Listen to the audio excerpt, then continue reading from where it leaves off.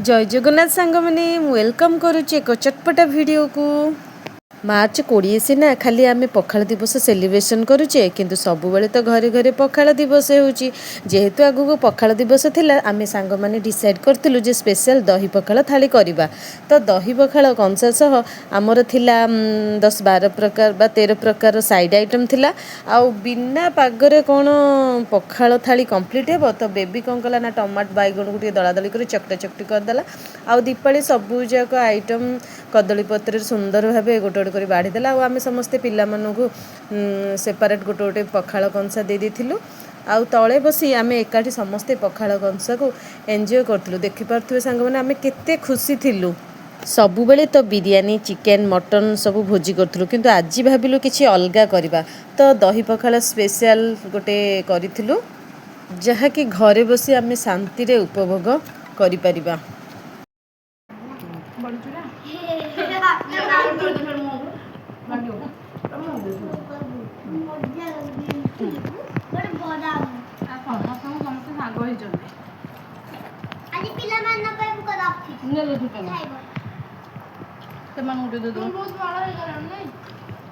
सोमटा लुचि जाऊँ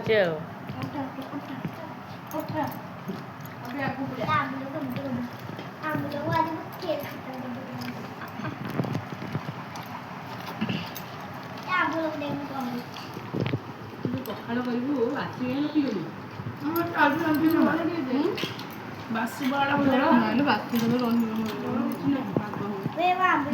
वर्षा परा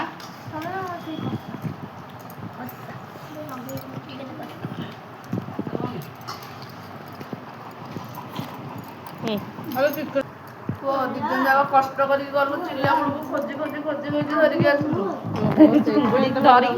चिलिकार धरा चिलिका धरा होता जे आम आनपारू सागमान सहित पखाड़ खाइबार जो मजा बहुत मजा पूरा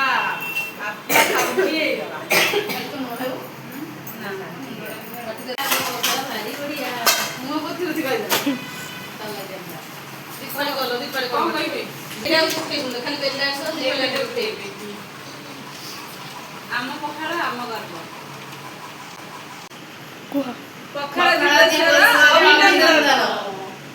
कदली पत्रटा तो देखिपे केमती आम छिन छत्र कर खाई सब चाटी चुटी खाई पी सफा कर देचु।